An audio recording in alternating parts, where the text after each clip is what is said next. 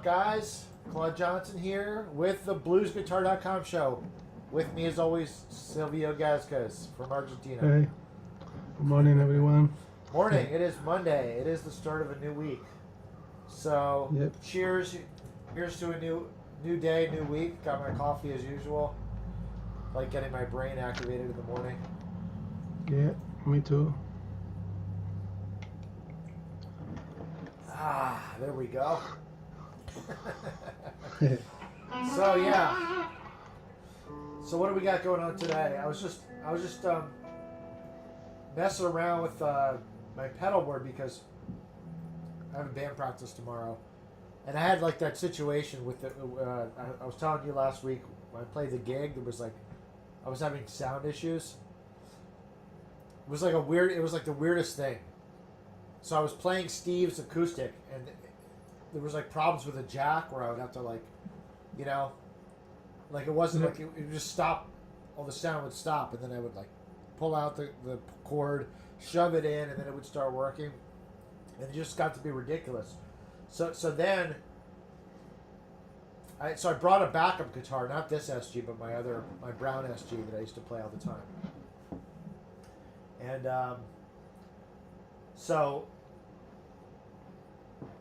I already had the pedal board set up. I think I was going through the pedal board, but I wasn't using any of the pedals. But anyway, so then I plugged in the SG, and I had like no sound at all. It was like my pedal board stopped working. Excuse me.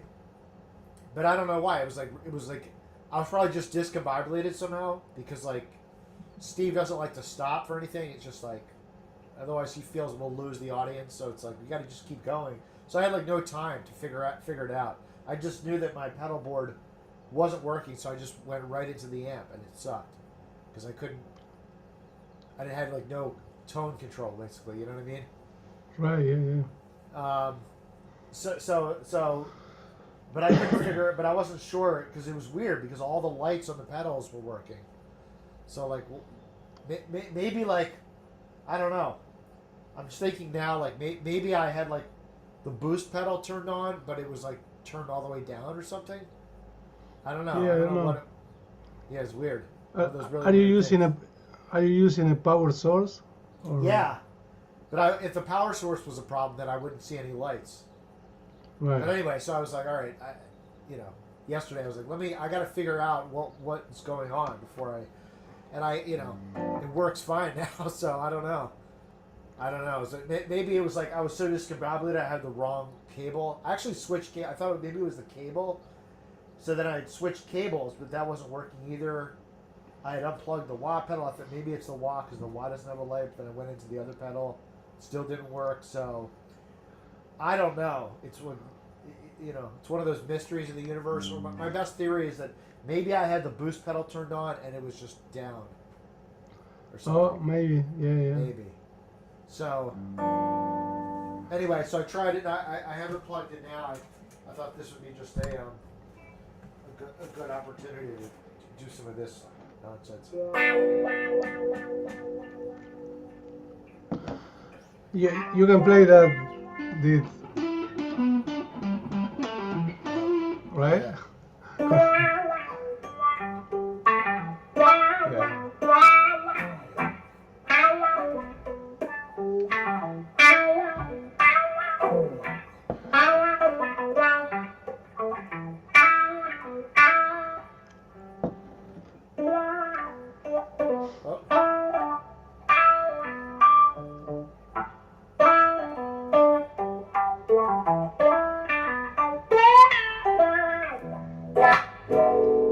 I actually never learned that song, but it's a riff. Yeah. Oh, we got a comment on the stream. It says me descending is the exact same thing as do ascend. Me descending is the same thing as do ascending. Okay, we got some deep thoughts from the. That's good that we got some engagement here. Shout out to music descending symmetrically.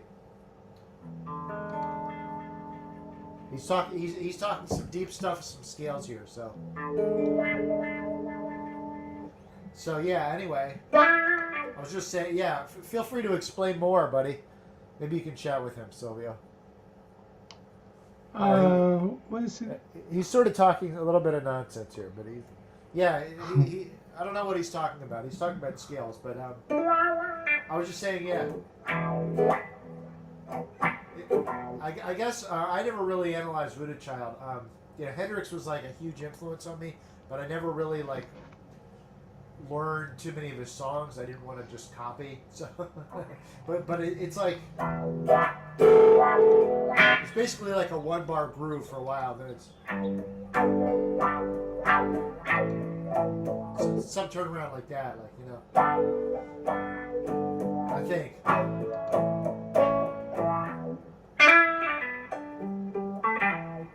Like a 1-4-5 or a 1-3-4 type of thing.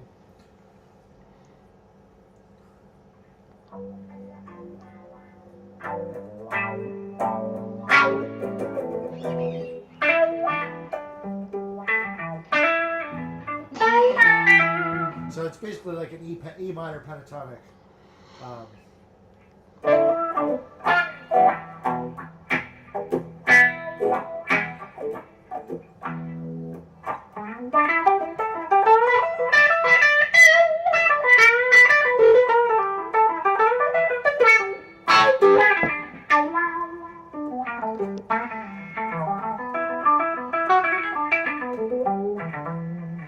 It's like it's all comes from just it's just a groove.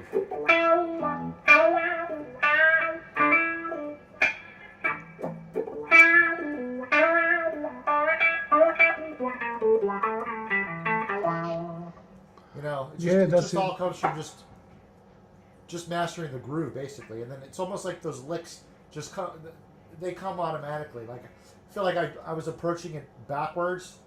When I was learning guitar, I would just focus so much on trying to learn the melody. Maybe it's easy for me now because I did spend so much time trying to learn melody. But I feel like if you have a basic ability to play in the scale, then it's like you have the strong groove. And if you have the strong groove, the licks will just come.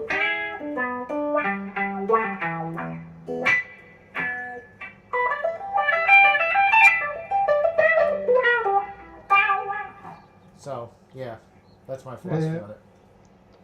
Right.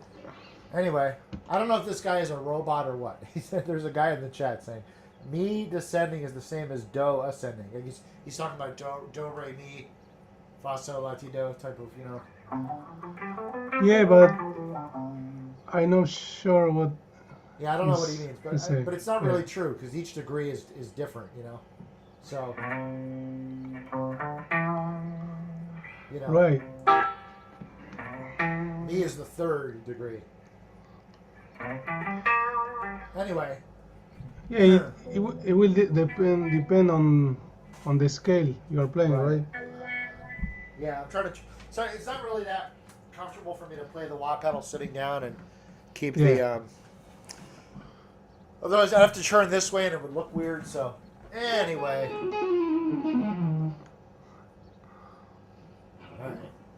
So we're having a fun show. He keeps deleting his posts too. So yeah. Anyway, he was talking about semitones, tones. Yeah, there's an interesting thing with there's a scale called the half whole diminished. There's another scale called the half whole diminished, which are like mirror of each other depending on where you start. Right. So you could talk about that. I forget the patterns because they're really jazzy scales. But yeah, that's.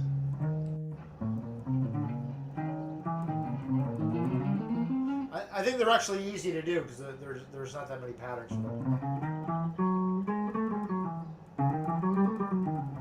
Something like that. Yeah, I never tried them so much. So. Right. I think they're useful over like certain. Yeah, maybe you could throw them in like for a bar in the blues, like was taking lessons with Steve Massa a while ago. He would tell me stuff like, yeah, you could use it like on bar 10 or something like that. You know. Right. This one, the half tone. This one, you can use Yeah. it on over a dominant chord. Okay. Alter. Right. Yeah, there's like one of them For is example. like yeah, because yeah, you'll hit all the tones of the dominant if you start in the right. Right. And the whole half, you can use it over a diminished chord. Right. Yeah, that's So maybe we that's should pretty much explain it. that. This is some kind of cool theory. So what was it? If you start with a half step. Right. So there's the scale of the half whole diminished. Basically, you construct the scale by like you start with a half. Let's say I'm an A. You start with a half step. Right. Then you go yeah. a whole step from there. Then you go a half step and so on. So you end up like. So the theory is like if I start at A, I end up hitting my third. And then Yeah, also the second, the A minor 9, right? This one. well, if I. You mean a flat 9? A flat 9. Yeah, sorry. Yeah. So anyway, yeah, if I keep going up, there's my fifth, and you also get the seventh. So I haven't played around with it too much, I guess. So he hasn't either. So you can get all those. It's a very exotic sound instead of the normal.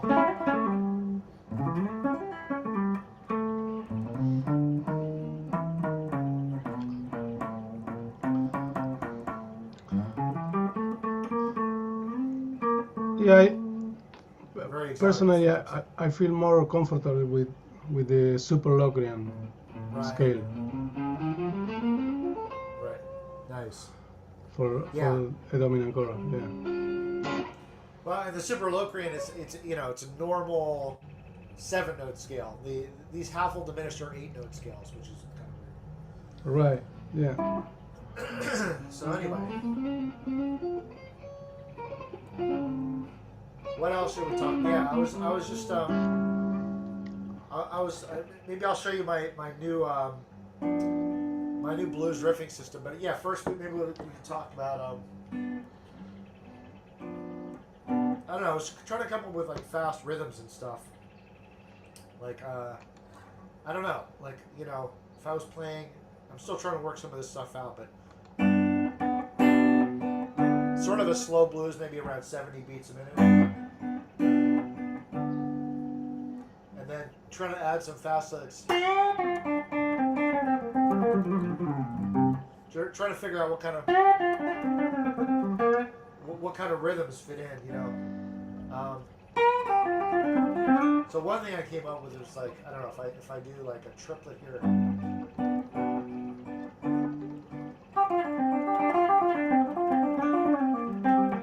mean, that seems to be like four notes in place of the three, like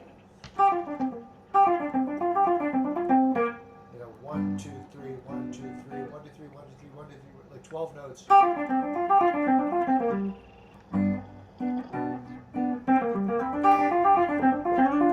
But it's weird because it almost has a triplet feel also. But it's really like four. It's like if the pulse is triplet.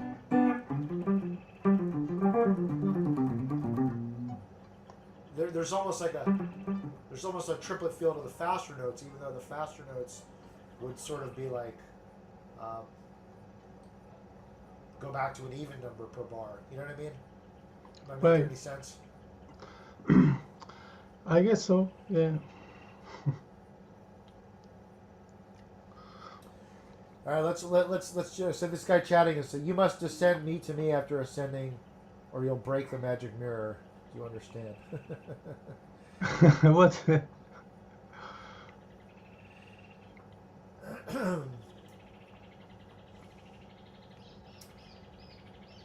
Well, yeah, I mean, it depends, dude, my dude. It depends what mode you're playing. You know, like you could be playing like,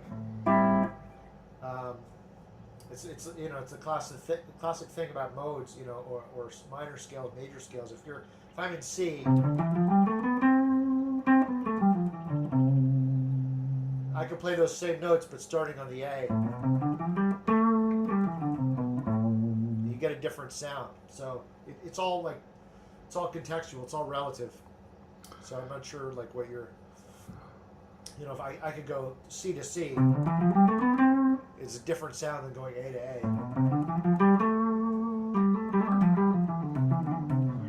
Yeah, both are the same intervals. You get all the same notes, but it's like which note is your tone center, you know? You get a different sound versus this. Yeah. So- Also, it will depend on the chord you are playing in the moment, right? Right, yeah, it depends on the chord progression. But yeah, good thoughts. Appreciate you chatting with us. So anyway, if you are playing an E minor and you play this, which is a major scale, it will sound minor because there's a minor chord in the background backing track, right? So it's anyway. yeah. So I'm not sure what to say. back to the blues stuff, or you know, this, you know.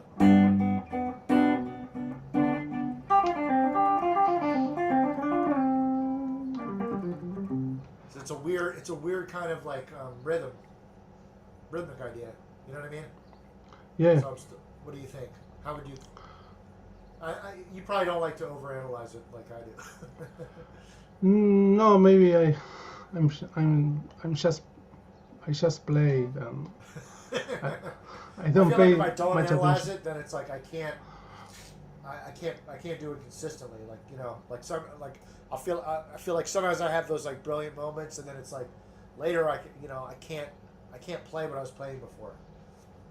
Right. So yeah, that's a big reason why I try to, you know, I think that's like the power of riffs too, is like you're not always trying to come up with something right on the spot.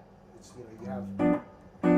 So anyway, yeah, that was like one thought with those, you know. And then I had it like an even faster. I think like part of the challenge with trying to decipher these rhythms is like there's different ones, you know.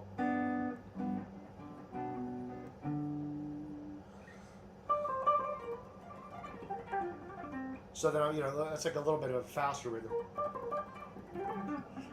I'm not sure what that is. If it's like, you know, if it's like 30-second no triplets or what. But if you know, so if I was counting out like the speed of it, it's like 1, 2, 3, 1, 2, 3. If that, let's say that's 8 note triplets, 16th would be like, let's see. But that's a hard one to try to make musical.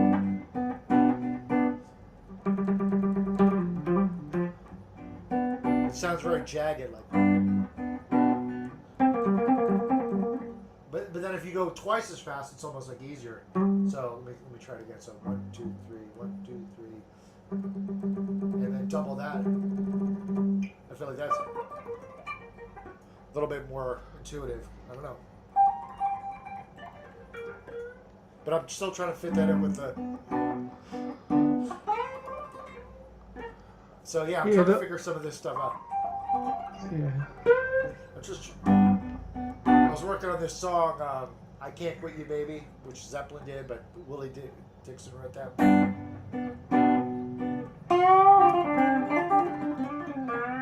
Just trying to fit in some licks in between the, you know.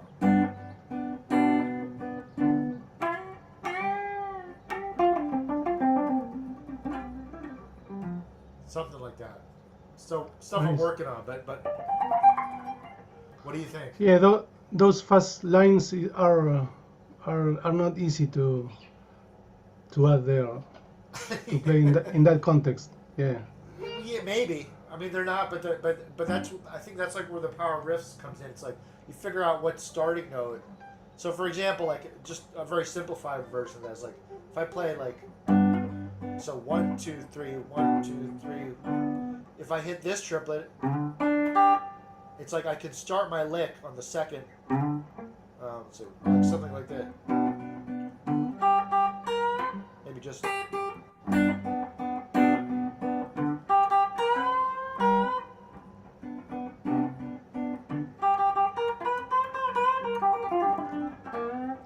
You know, it's just like figuring out a good starting place.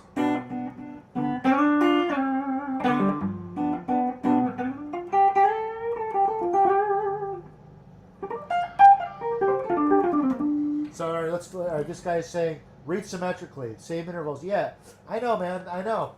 Yeah, he's saying it's the same. It's the same intervals. Yeah, that's cool. You know, here's the value of that. When you learn, like, yeah, like if you learn your C major all over the neck, you're automatically learning the shapes of like A minor, D Dorian.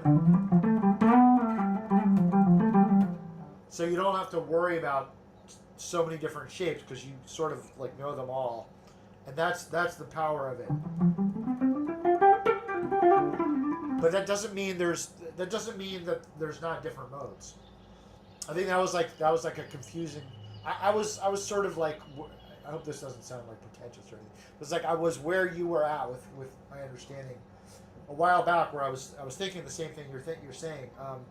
Where it's like, oh, okay, I just have to know like one set of patterns, right? Is that what you're saying? Just one set of patterns. But then you still, like later, I was like, okay, but there's still different sounds you can make. Yeah, I'm not sure what you're saying about ascending versus descending,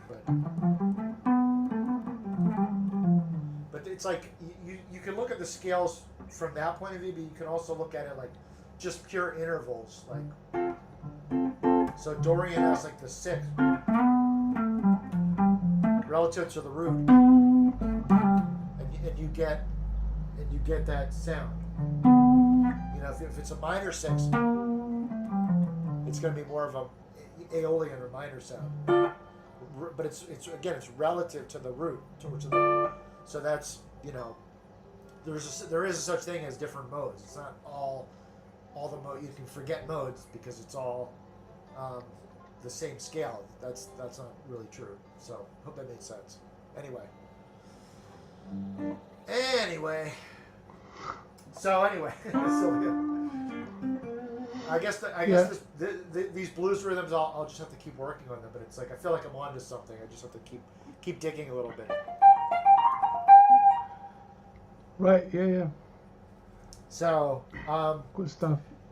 Yeah. So, but I came up with some cool ideas for last week. We were talking about these like dominant chords, right? Yeah. And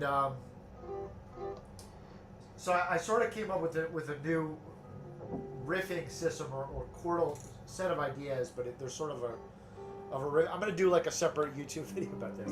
It's really cool, but So I was basically showing like only a few of these, but there's actually like 12 different shapes that you can do on one set of strings. If you cycle through all of the notes of the dominant chord. Now some of these end up being just major. Some of them are like dominant 7, like root 3rd 7. Some of them are without the root, like 5th 3rd 7, and then some of them are like no 3rd.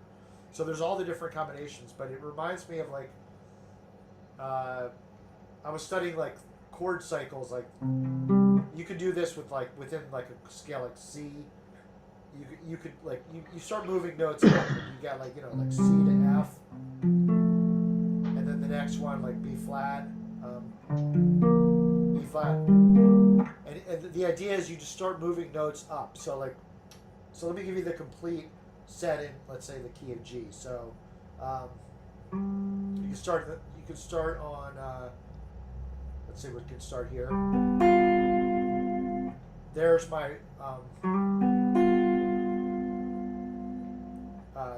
root 3rd 7th. Now I'm going to move this note here up to the next note in the chord. It becomes this. So that's basically my 3rd moving up to my 5th. So you have this, and then here. Excuse me 1 second.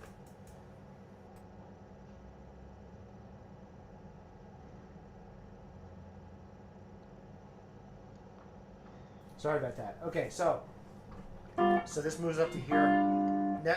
We just moved up the note on like the middle. This is all within the D, G, and B string, by the way. So that's the middle of those strings was the G string. We move that note up. Now we'll move the bottom note up from here, which is my root, up to the 3rd. You get this. Now the next one, I'm going to move my top string up. So you kind of cycle through the strings. Now this is just your G major. This one, by the way, is like your no root. But you have your 3rd, 5th, and 7th. Then you move your 7th up to the root. There you have G major. Now you start all over again. You move your middle one up from up to here, and this is like your 5th goes up to your 7th, which is like this one without the bottom note, but you still have your root.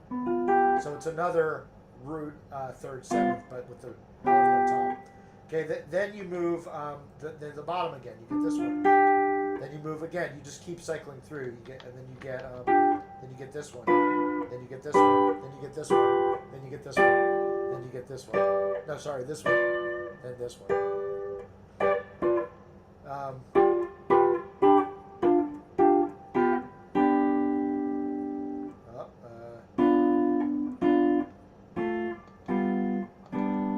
So each of these, like, you can make riffs from, which is kind of cool. So that's like basically where the riff system idea, you know.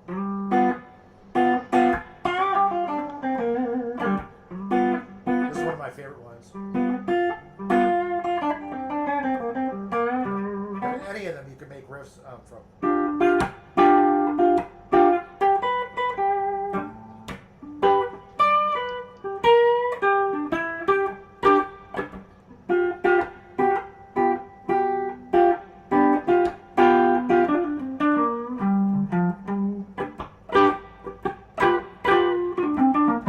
So anyway, yeah, each of them can be a, you know, like when I was learning this thing, just to take a step back, like these cycles, with like going around the 1, 4, 5, I thought it was very cool and interesting, but I wasn't sure like the practical application. I feel like this with these cycles where you just stay in the dominant chord have a really practical value because you can just go to any of these 12 things and just start making riffs like from that position. So now obviously you could also do the other sets of strings, but I think the D, B, and G string are cool because it's sort of that sweet spot where you have a nice melody note, and you can also you have room to go up. Yeah, and when you add your 4th and 5th chord, you have a lot of stuff to play around. Exactly, yeah.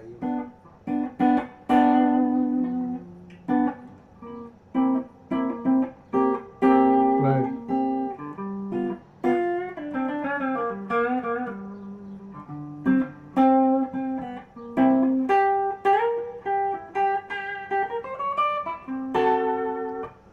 So, right. Cool nice. stuff, right? So I'm going to do a separate video sort of explaining what I just explained, and then if you guys want to, well, yeah, people can enter their email, and I'm going to show you some other stuff that goes along with that, some grooves and some ways to practice it and stuff like that. And then I think this will become the volume 3 of the Art of the Blues Riff, and I have like 20 more concepts, like ways you can use these that'll help. So, but yeah, nice. It's a cool little riffing system. Yeah, right? Very cool. Very nice. Yeah. Sounds good.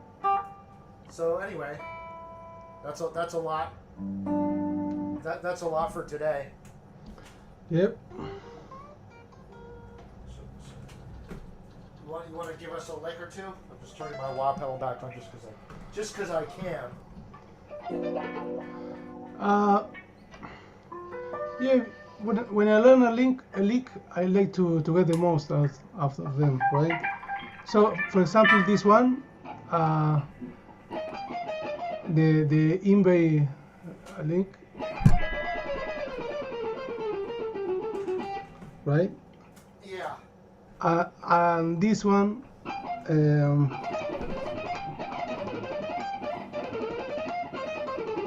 so I like to combine these two. For example,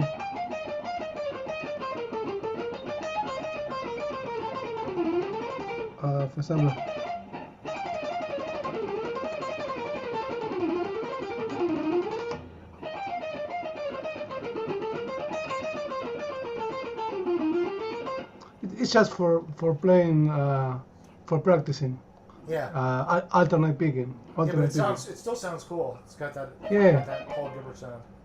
Right. Yeah. So Yeah. it's or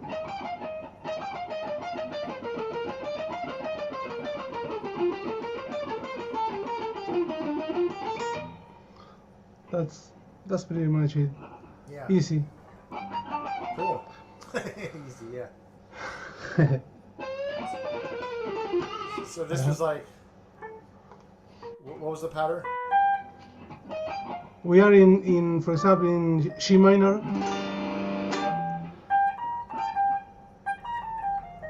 Okay. So the pattern is Oh. that, yeah, Okay. and then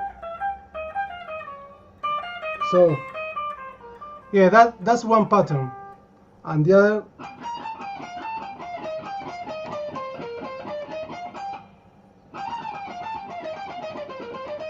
So you get to the third.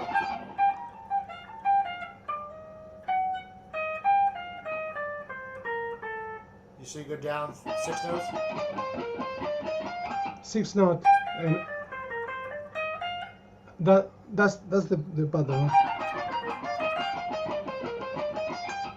And then I start all over again.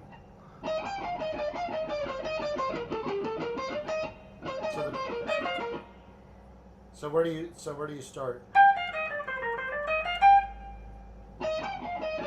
Or you start again here.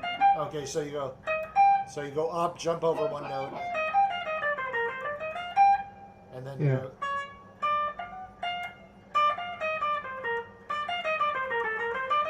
Okay. No, and then I start again. So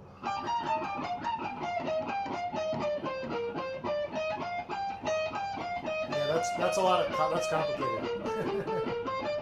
or you do this. But I feel like if I was practicing that, I would practice each one separately. Like I would first, just do. Get that down, and then the other Right, one you're yeah. saying.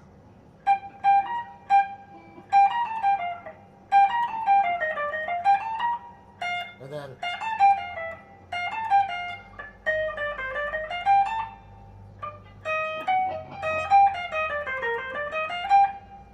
right? Right, yeah.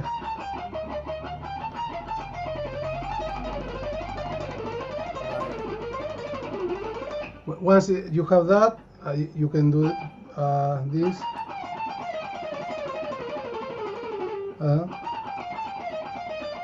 And then you play both.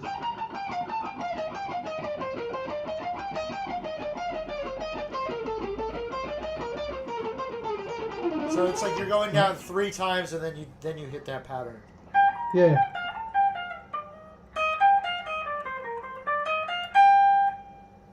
And then you start the next one.